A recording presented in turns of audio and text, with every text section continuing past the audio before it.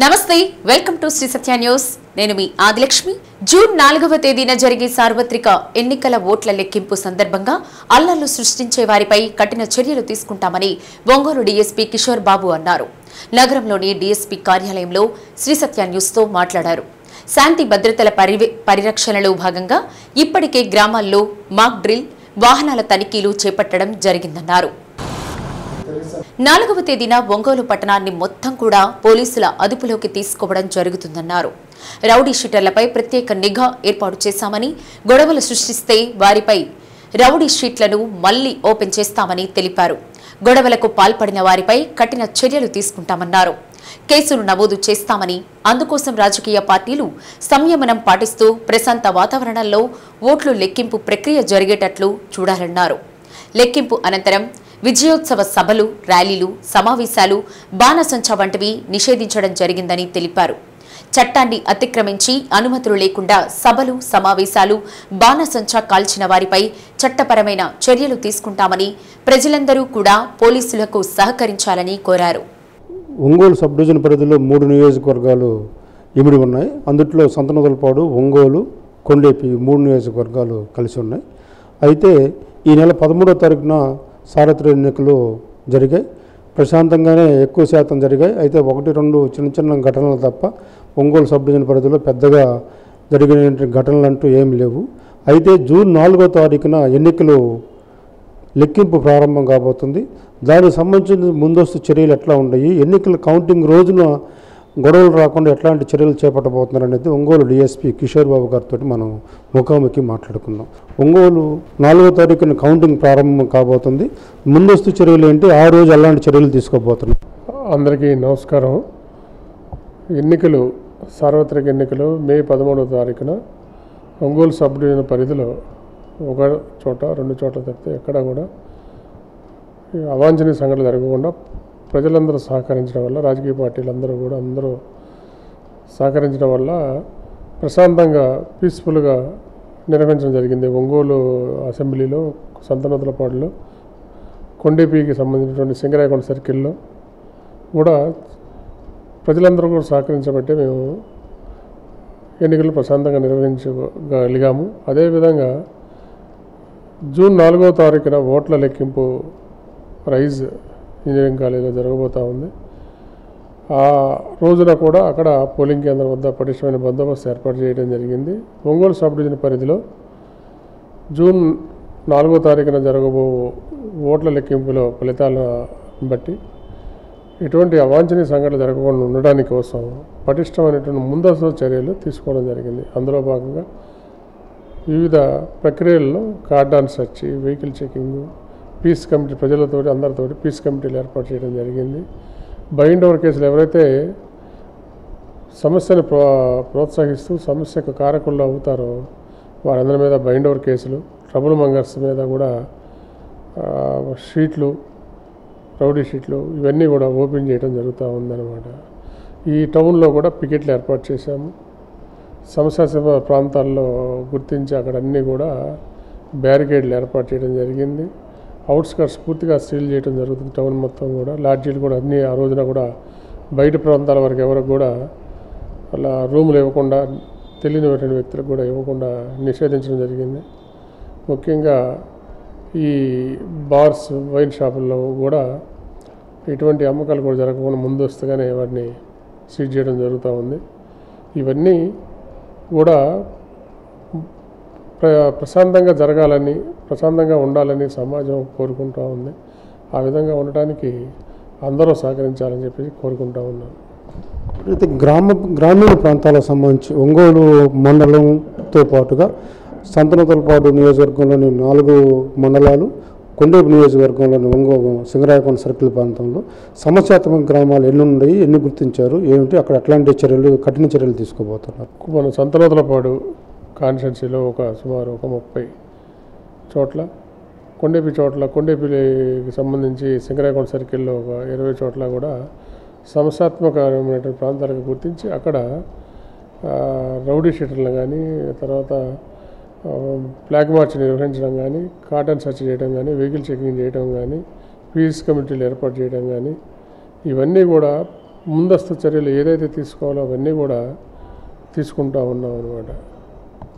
అయితే 4వ తారీఖున కౌంటింగు ప్రాంతంలో మనం బందోబస్తు ఏర్పాటుతో పాటుగా ఆ నియోజకవర్గాల్లో ఎలాంటి చర్యలు అంటే సభలు, సమావేశాలు, ర్యాలీలు ఇవన్నీ విజయోత్సవ ర్యాలీలు అన్నీ జరగకుండా జరిగితే ఎట్లాంటి ప్రమాదాలు వస్తాయి, అట్లాంటి ముందుగా పసిగడతానికి అవకాశం ఉందా? నిజమేనండి. ఇప్పుడు దీనికి సంబంధించి ఈ సభలు, సమావేశాలు, ఊరేగింపులు, ర్యాలీలు, బాణసంచాక ఇవన్నీ కూడా ఈ ప్రస్తుతం ఉన్నటువంటి పరిస్థితుల దృష్ట్యా, ఉద్రిక్త పరిస్థితుల దృష్ట్యా అటువంటివన్నీ కూడా నిషేధించడం అయినది. 30 పోలీస్ యాక్ట్ అమల్లో ఉంటుంది, 144 CRPC అమల్లో ఉంది. దానికి తగ్గట్టు బాణసంచా అమ్మకాలపై కూడా నిషేధం విధించడం జరిగింది. కాబట్టి అటువంటి ఎవరో కూడా ఈ ర్యాలీలు, సమావేశాలు, సభలు అనేది పెట్టకూడదు. దాని మీద కూడా చర్యలు తీసుకుంటాం. మోడల్ కోడ్ ఆఫ్ కండక్ట్ ఇంకా అమల్లోనే ఉంది. దాని ప్రకారం తప్పకుండా చర్యలు తీసుకుంటాం. 4వ తారీఖున జరిగే కౌంటింగ్కి పూర్తిగా బందోబస్తు ఏర్పాటు చేస్తున్నాం. ఎలాంటి అవాంఛనీయ సంఘటనలు జరగకుండా కూడా ఏర్పాట్లు ఇప్పటికే చేయడం జరిగింది. అన్ని రకరకాల చర్యలు తీసుకోవడం జరిగింది.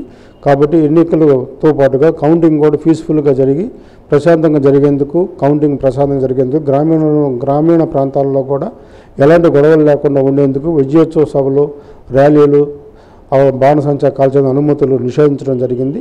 అందుకోసం ప్రజలందరూ కూడా సహకరించి 4వ తారీఖు వరకు అందరూ కూడా పోలీసులకు సహకరించాలని, అట్లాగే ఏదైనా గొడవలు సృష్టిస్తే కఠిన చర్యలు తీసుకుంటామని చెప్పని డీఎస్పీ కిషోర్ బాబు గారు చెబుతున్నారు. కెమెరామెన్ బాబుతో సాంబశివరావు, శ్రీ సత్య న్యూస్, ఒంగోలు. స్వాతంత్ర సమరయోధులు, ఆంధ్ర రాష్ట్ర తొలి ముఖ్యమంత్రి టంగుటూరి ప్రకాశం పంతులు మనవడు టంగుటూరి గోపాలకృష్ణ సోమవారం ఉదయం 5:10 హైదరాబాద్లోని వారి కుమారుని ఇంట స్వర్గస్థులయ్యారు.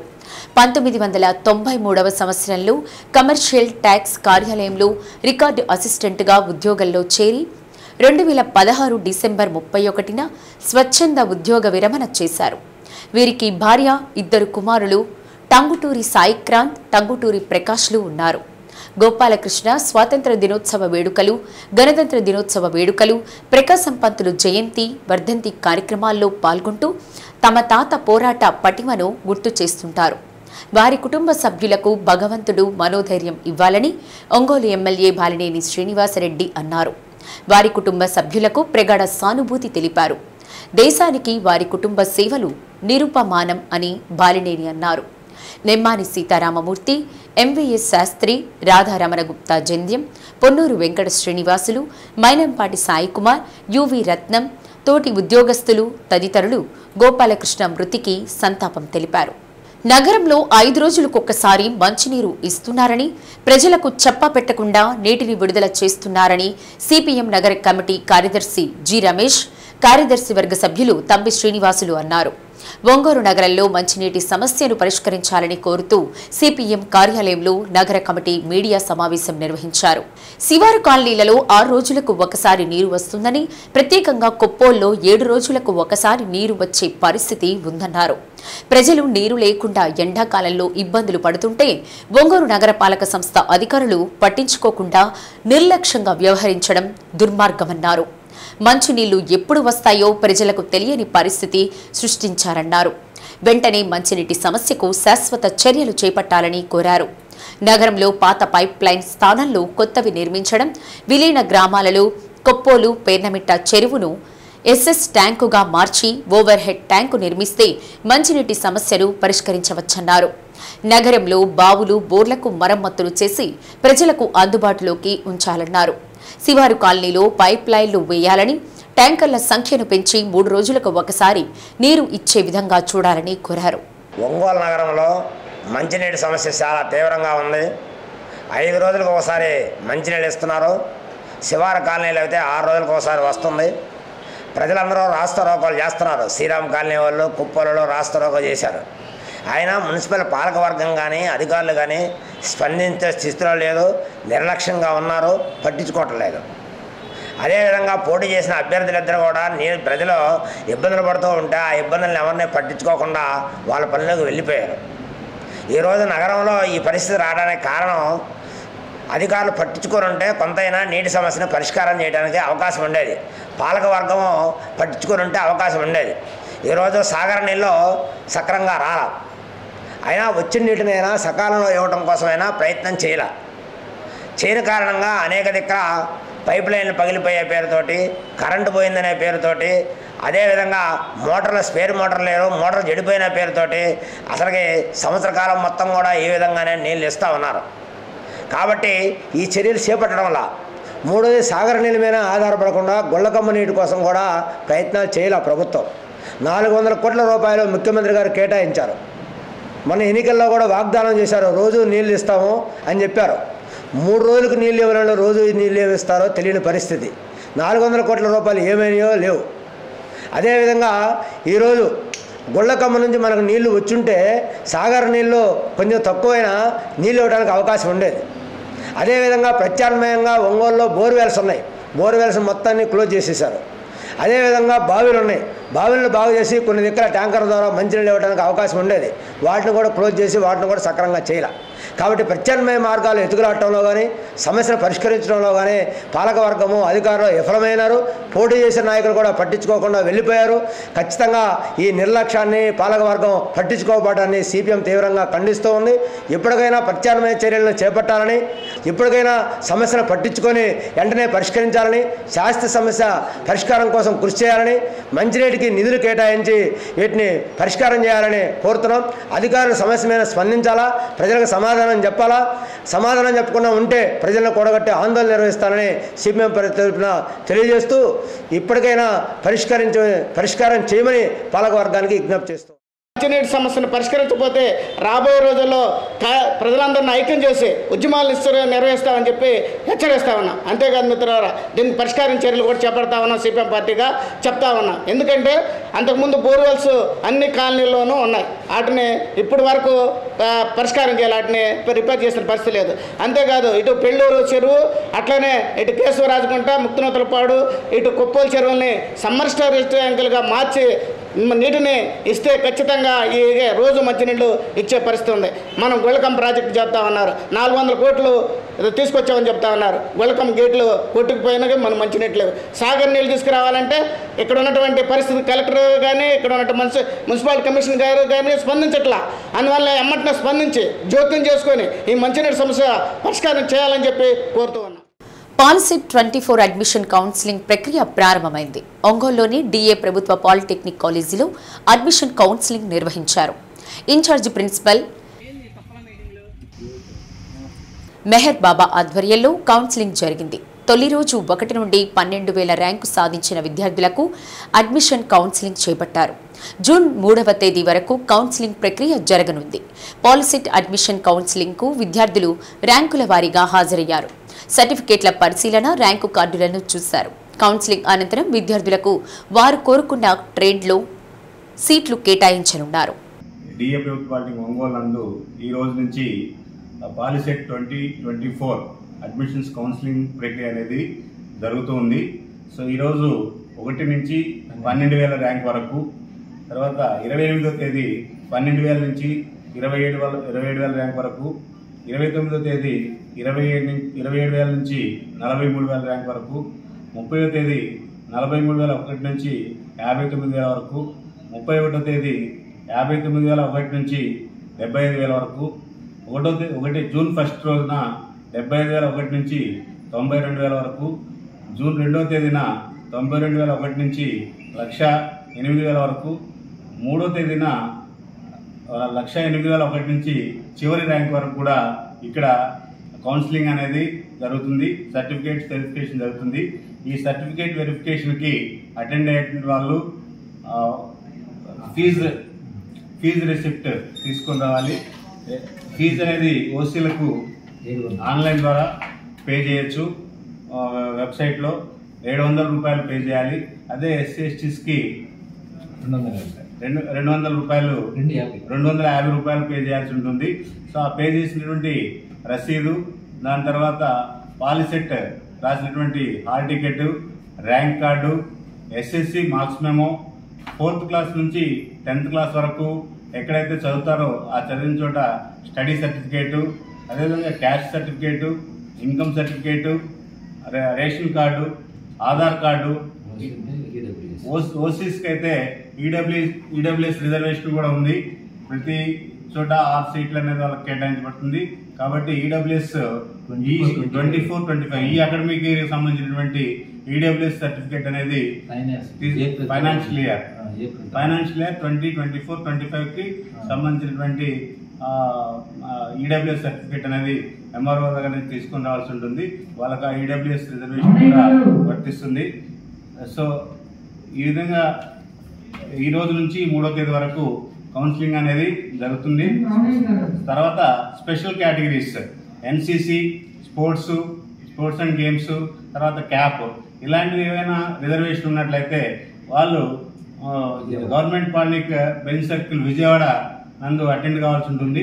వాళ్ళకు 31 నుంచి 2 వరకు ఎన్సీసీ కౌన్సిలింగ్ జరుగుతుంది. అదేవిధంగా 3వ తేదీన క్యాప్, పీడబ్ల్యూడి కౌన్సిలింగ్ అనేది జరుగుతుంది. సో అదేవిధంగా చేయించుకున్న వాళ్ళకి లాగిన్ ఐడి, పాస్వర్డ్ వస్తుంది. దాన్ని బేస్ చేసుకొని మే 31 నుంచి 5వ తేదీ వరకు ఆప్షన్స్ అనేవి ఎక్సర్సైజ్ చేసుకోవాలి. అంటే వాళ్ళు ఏ కాలేజీలో చేరాలో ఆ కాలేజీ సంబంధించినటువంటి సీటు ఆప్షన్స్ పెట్టుకోవాలి. ఆప్షన్స్ అనేవి 31వ తేదీన 1 నుంచి 50,000 వరకు, జూన్ 2 నుంచి 3వ తేదీ వరకు 50,000 నుంచి 90,000 వరకు, తర్వాత 4-5 తేదీల్లో 90,000 నుంచి లాస్ట్ ర్యాంక్ వరకు ఆప్షన్స్ అనేవి ఎక్సర్సైజ్ చేసుకోవాలి.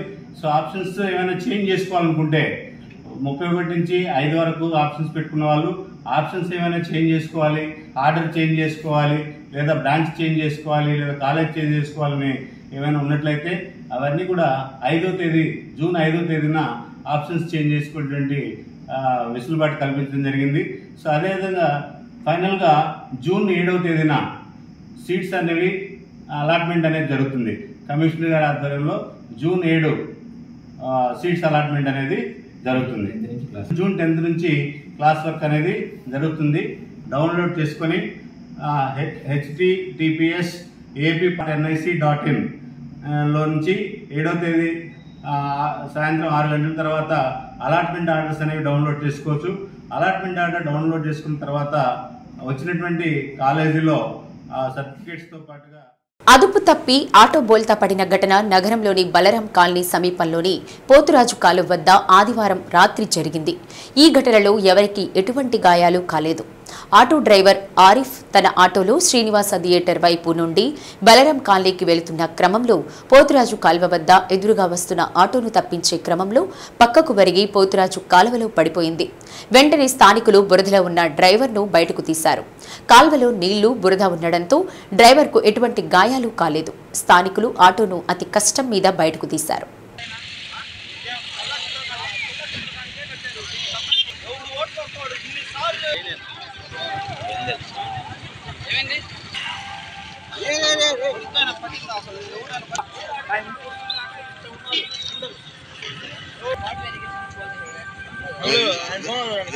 సరిపోయింది అంతే, అది జాలే వస్తా.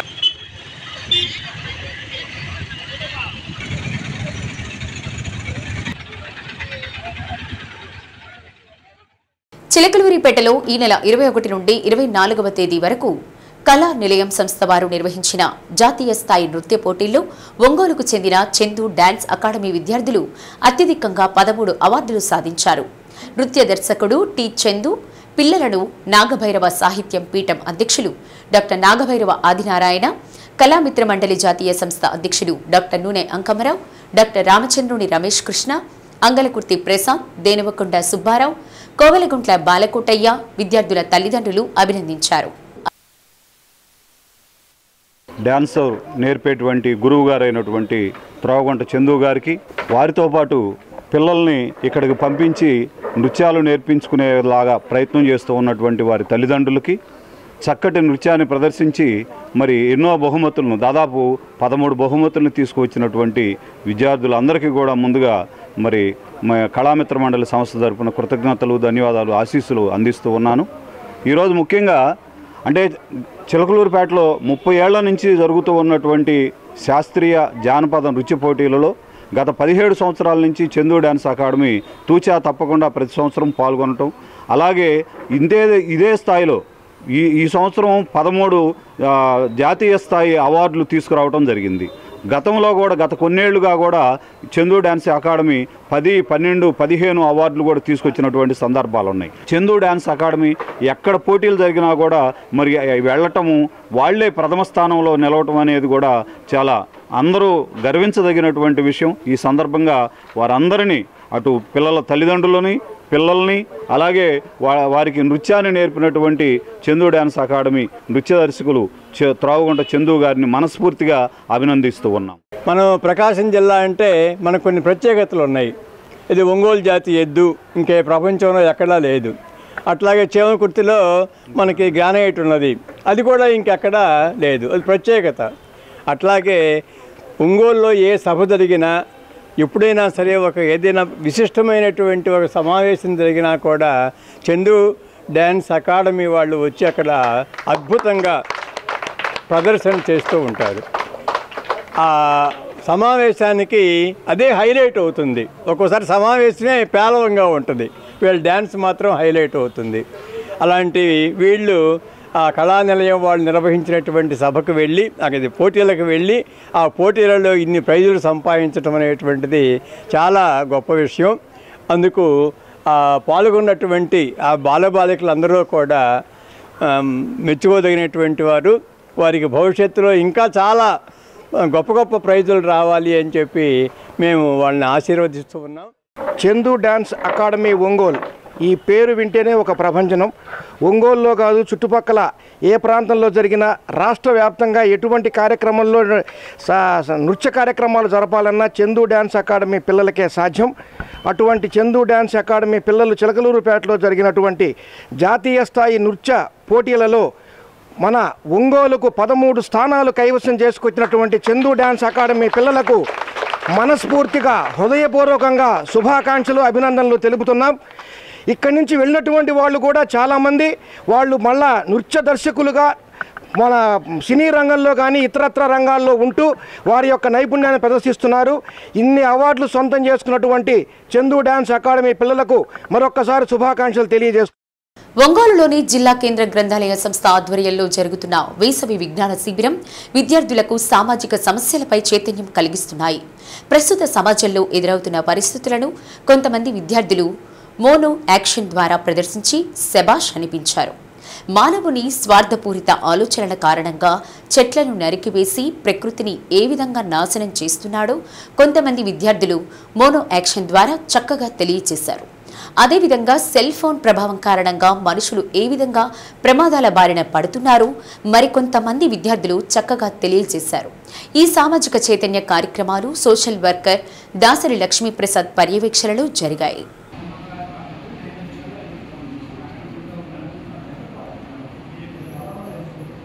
మృతి చెందుతున్న వారి సంఖ్య కూడా పెరుగుతుంది. మరి ఎంత ప్రయత్నించినా ఊపిరి కోల్పోయి మరణ పాలైనటువంటి సంఘటన మనం చూస్తున్నాం. మరి యాక్సిడెంట్లో అనేక మంది హాస్పిటల్ చేరుతున్నారు. మరి ఆ విధంగా ప్రతిరోజు హాస్పిటల్లో వేల కొద్ది పేషెంట్స్ చేరి గాయాలు చెప్పండి. నూతిలో మునిగినవాడిని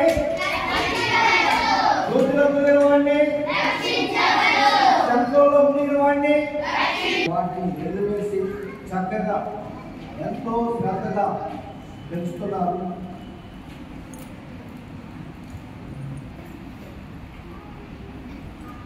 ఆ విధంగా పెంచుకుంటున్నటువంటి ఆ యొక్క వృక్షం పిల్లలు కూడా చక్కగా చెట్లలో ఆడుకుంటూ మరి ఫ్రూట్స్ తింటూ ఎంతో ఆనందిస్తుంటారు. ఆ చెట్టు నిండా పశువులు, పక్షులు, పండ్లు, దాని పూలు, ఆకుపడి వైద్యం అనేకం చేస్తూ మరి మానవాళికి ఎంతో ఉపయోగపడుతున్న చెట్టు. ఆ విధంగా చెట్ల నీడన పసిబిడ్డలు, జంతువులు, పక్షులు, అనేక కార్పొరేటర్లు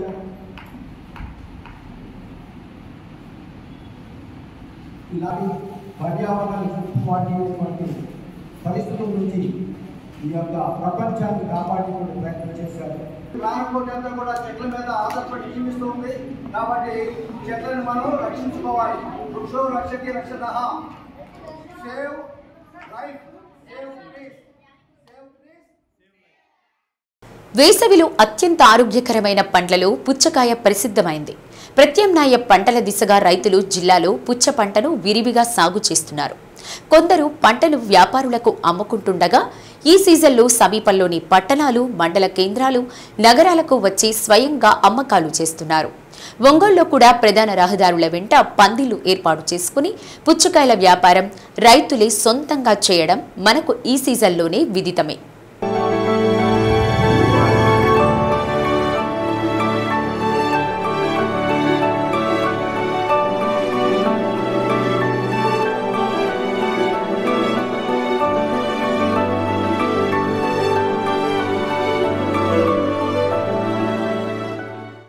వేసవి కాలంలో పుచ్చ సాగుపై రైతులు ఆసక్తి చూపిస్తున్నారు.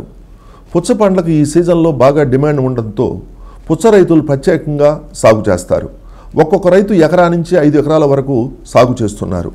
ఎకరాకు 30,000 రూపాయల వరకు ఖర్చు కాగా 2 నెలల అనంతరం ప్రతి 15 రోజులకు ఒకసారి కాయ కోతకు వస్తుందని రైతులు తెలిపారు. ఇలా 3 నెలల వరకు కాయలు కోతకు వస్తాయి. ప్రతి కోతకు ఎకరాకు టన్ను కాయ వస్తుందని సుబ్బారావు అనే రైతు తెలిపారు. కాయ నాణ్యతను బట్టి టన్ను కాయలు 12,000 నుంచి 15,000 రూపాయల వరకు వ్యాపారులు కొనుగోలు చేస్తుంటారని తెలిపారు. తెగుళ్లు సోకి కాయ నాణ్యత తగ్గితే టన్ను 7,000 నుంచి 8,000 రూపాయల వరకు కొనుగోలు చేస్తున్నారని చెప్పారు. ప్రస్తుతం వేసవి సీజన్ కావడంతో చిల్లర వ్యాపారానికి కూడా కాయలు అమ్ముకోవచ్చని తెలిపారు. తోపుడు బండ్లపైన పండ్ల దుకాణాలను కాయను 30 రూపాయల నుంచి 80 రూపాయల వరకు అమ్ముకుంటున్నారు. వేసవి కాలంలో శరీరానికి ఎంతో మేలు చేసే పండ్లు కావడంతో మార్కెట్లో పుచ్చకాయలకు మంచి డిమాండ్ ఉందని రైతు కోటేశ్వరరావు చెప్పారు. ఇసుక భూముల్లో పుచ్చకాయల సాగు ఎక్కువగా సాగవుతుంది. సాగర్ నీరు లభ్యత ఉన్న ప్రాంతాల్లో కూడా ఈ పంటకు అనుకూలంగా ఉంటుంది. ఇప్పుడిప్పుడే మార్కెట్లోకి పుచ్చకాయలు రాక ప్రారంభమైంది.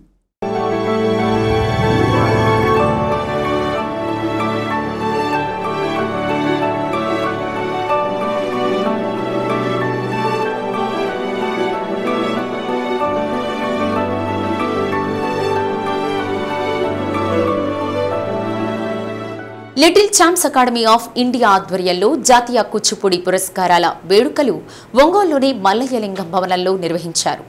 కార్యక్రమానికి ముఖ్య అతిథిగా వర్ధమాన నటి కుమారి మన్నెటీనా చౌదరి హాజరయ్యారు. Little champs academy secretary Bucheswararao ఆధ్వర్యంలో చిన్నారులు కూచిపూడి నృత్య ప్రదర్శన చేశారు.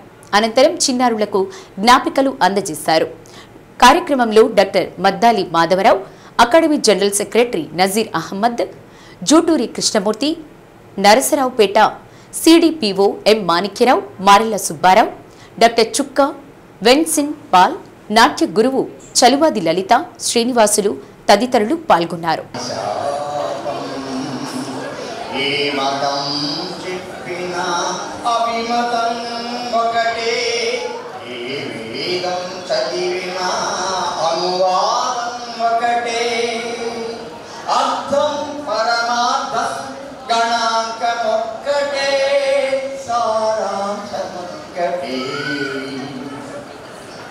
ప్రతి ఒక్కరిలో ఉన్నది రుధిరం, ఆ రుధిరం స్తంభిస్తే మరణం. ప్రతి ఒక్కరిలో ఉన్నది రుధిరం, ఆ రుధిరం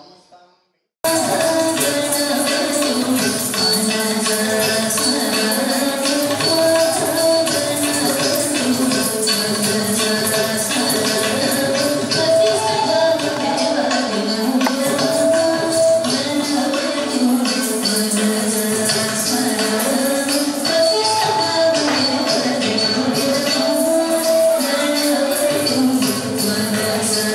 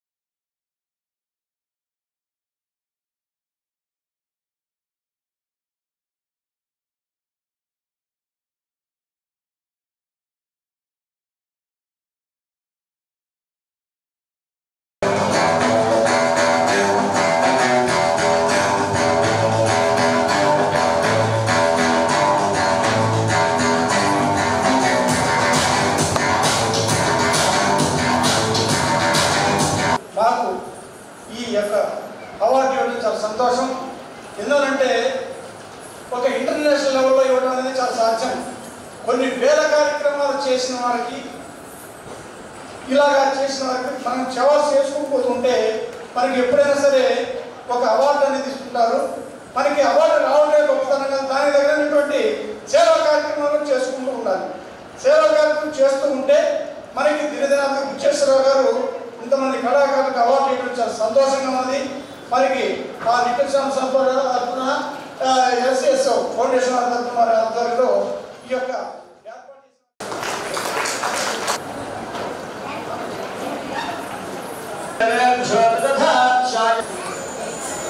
వాళ్ళకి సాధువాగానికి సన్మానం చేస్తాం.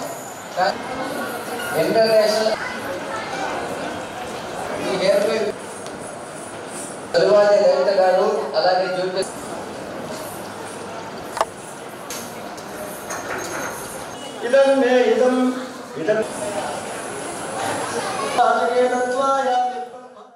శ్రీ కళాంజలి కళా పరిషత్ సాంస్కృతిక సేవా సంస్థ ఆధ్వర్యంలో ఒంగోలు సివిఎన్ రీడింగ్ రూమ్లో నిర్వహించిన సినీ సంగీత విభావరి ప్రేక్షకులను అలరించింది. ముందుగా సంస్థ అధ్యక్షులు ఆర్ వేణు మాస్టర్ ఆధ్వర్యంలో కళాకారులు ఘంటసాల వెంకటేశ్వరరావు చిత్రపటానికి పూలమాల వేసి నివాళులర్పించారు.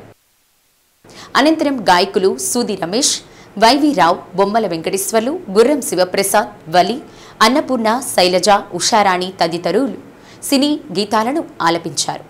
ఆర్పి రమేష్ వ్యాఖ్యాతగా వ్యవహరించగా గాయకులు అప్పిశెట్టి రత్తయ్య, ఎన్నూరి నాగేశ్వరరావు, పి జానకిరాం, ప్రసాద్, గుర్రం కృష్ణ తదితరులు పాల్గొన్నారు.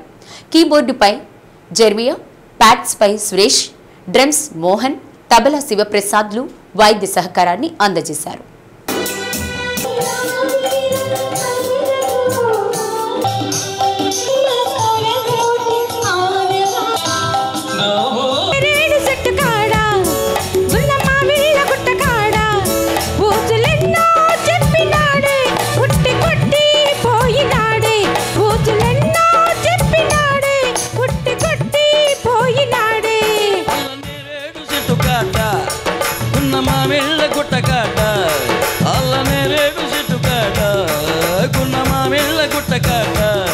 అందమంతా ఆశ పెట్టి అందకుండా పోయినదే, అందమంతా ఆశ పెట్టి అందకుండా పోయినదే, గున్న మామిళ్ళ గుట్టకాడ ఎవరికిస్తుందో ఏమవుతుందో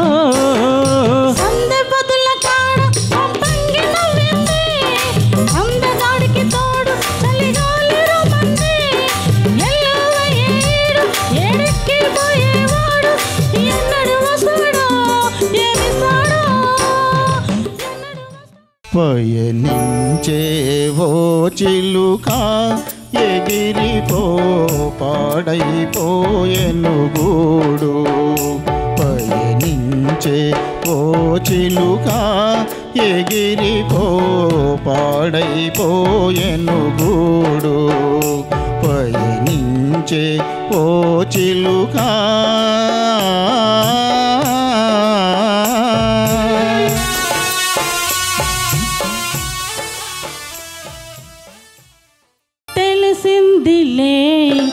నెల రాజా నీ రూపు తెలిసిందిలే, తెలిసిందిలే, తెలిసిందిలే, నెల రాజా నీ రూపు తెలిసిందిలే, చలిగాలి రమ్మంచు పిలిచిందిలే, చెలి చూపు నీ పైన నిలిచిందిలే, చలిగాలి రమ్మంచు పిలిచిందిలే, చెలి చూపు నీ పైన నిలిచిందిలే. ఏముందిలే ఇప్పుడేముందిలే, ఏముందిలే ఇప్పుడేముందిలే, మురిపించు కాలము ముందుందిలే నీ ముందు. వాడిన పూలే వికసించెనే,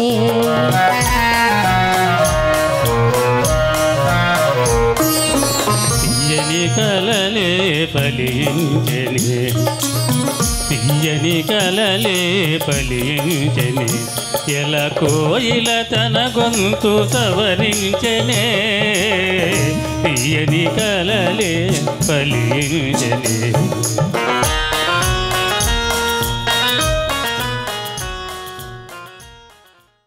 ప్రజలు తమ ఆరోగ్యం పట్ల అవగాహన పెంచుకోవాలని డాక్టర్ చాపల వంశీకృష్ణ అన్నారు. రావినూతలలో clean and green Ravinuthala Times Foundation ఆధ్వర్యంలో శ్రీరామ్ సూపర్ స్పెషాలిటీ హాస్పిటల్ నిర్వహించిన ఉచిత వైద్య శిబిరంలో 350 మందికి వైద్య పరీక్షలు నిర్వహించారు. ఆరోగ్య శిబిరాన్ని సీనియర్ వైద్యుడు డాక్టర్ ఈట్పుగంటి హృదయనాథ్ ప్రారంభించారు. మహిళలు ఎంత ఆరోగ్యంగా ఉంటే ఆ కుటుంబం అంత బలంగా ఉంటుందని డాక్టర్ శాంతకుమారి అన్నారు. చిన్న చిన్న వైద్య పరీక్షలతో పెద్ద ఆరోగ్య సమస్యలను అధిగమించవచ్చని చెప్పారు. ఏదైనా అనారోగ్య సమస్య తలెత్తినప్పుడు నిర్లక్ష్యం చేయకుండా డాక్టర్ను కలిసి సలహాలు తీసుకోవాలన్నారు. ఈ సందర్భంగా శ్రీరామ్ ఆరోగ్య సురక్ష కార్డులను టైమ్స్ ట్రస్ట్ ఆధ్వర్యంలో చదువుకుంటున్న విద్యార్థులకు పంపిణీ చేశారు. ఉచిత వైద్య పరీక్షలు నిర్వహించడంతో పాటు అవసరమైన వారికి మందులు అందజేశారు. కార్యక్రమంలో వైద్యులు Dheeraj Babu, Kumar Varma, Jerusha, Jasmine, Mounika Reddy, Venkatesh, Sarayu, Yedukondalu, Times ట్రస్టీలు Aparna, Sriranjani, clean and green అధ్యక్షుడు అనుబ్రోలు కస్తూరి, సభ్యులు ఎడ్లపల్లి నరసింహారావు, ప్రభాకర్ రావు, దామా శ్రీనివాసరావు, మోపర్తి శేషు తదితరులు పాల్గొన్నారు.